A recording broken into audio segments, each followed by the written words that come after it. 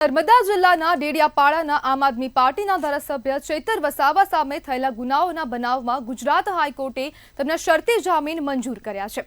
હાઈકોર્ટે ચૈતર વસાવાને 10,000ના બોન્ડ પર મુક્ત કર્યા છે, પરંતુ એક મહત્વપૂર્ણ શરત હેઠળ આગામી 1 વર્ષ માટે તેઓ ડેડિયાપાડા વિસ્તારમાં પ્રવેશી શકશે નહીં। આ કેસમાં ફરિયાદી ડેડિયાપાડા તાલુકા પંચાયતના પ્રમુખ સંજય વસાવા છે, જેમણે આરોપ મૂક્યો છે કે એટીબીટીની બેઠક દરમિયાન ચૈતર વસાવાએ અપશબ્દ બોલ્યા, હુમલો કર્યો અને જાનથી મારી નાખવાની ધમકી આપી। ફરિયાદમાં વધુમાં તોડફોડ અને મહિલા પ્રમુખ સાથે દુર્વ્યવહારના આરોપો પણ મૂકવામાં આવ્યા છે। ચૈતર વસાવાના વકીલે દલીલ કરી કે આ સમગ્ર કેસ રાજકીય પ્રેરિત છે અને તેમને ભાજપના દબાણ હેઠળ ફસાવવામાં આવ્યા છે। તેમણે એમ પણ જણાવ્યું હતું કે ચૈતર વસાવાની સામે નોંધાયેલા 18 ગુનાઓમાંના મોટાભાગના રાજકીય અદાવતના પરિણામરૂપ છે અને તેમના ઘણા કેસો ખારજ પણ થઈ ચૂક્યા છે। સરકારી વકીલે આરોપ મૂક્યો કે ધારાસભ્ય હોવા છતાં ચૈતર વસાવાનું વર્તન ગુંડા જેવું છે અને તેમને અગાઉ પાસા અને તડીપાર જેવી સજાઓ પણ થઈ ચૂકી છે। ત્યારે હવે ચૈતર વસાવાને હાઈકોર્ટ દ્વારા જામીન આપવામાં આવ્યા છે અને 10,000 રૂપિયાના બોન્ડ પર જામીન શરતી જામીન અપાયા છે।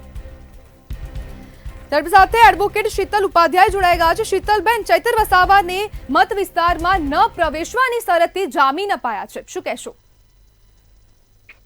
જી, 2.5 મહિના બાદ નામદાર હાઈકોર્ટ દ્વારા આજે નવરાત્રીના પહેલા દિવસે જામીન આપવામાં આવ્યા છે ને, એટલે સમર્થકોમાં ખુશી છે।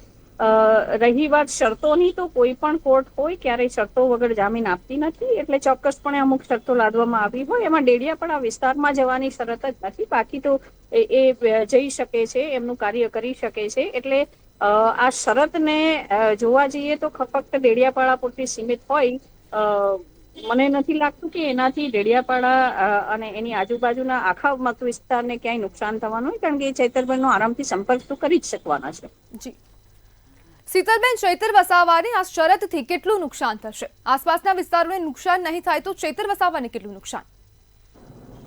જ્યારે કોઈ ધારાસભ્ય ચૂંટાઈને આવ્યો હોય તો એનું સૌથી મોટું નુકસાન એ છે કે એ લોકોના કાર્યો નથી કરી શકતો, અને જ્યારે એ કાર્યો કરવા માટેની એને તક મળી જાય છે, એને જગ્યા મળતી હોય છે અને એ કરી શકતો હોય છે, ત્યારે મને નથી લાગતું કે એનાથી કોઈ નુકસાન થાય। ચોક્કસપણે એનાથી ફાયદો જ છે અને એ લોકોની સાથે એમના કામ કરીને એમના સંપર્કમાં રહી જ શકશે।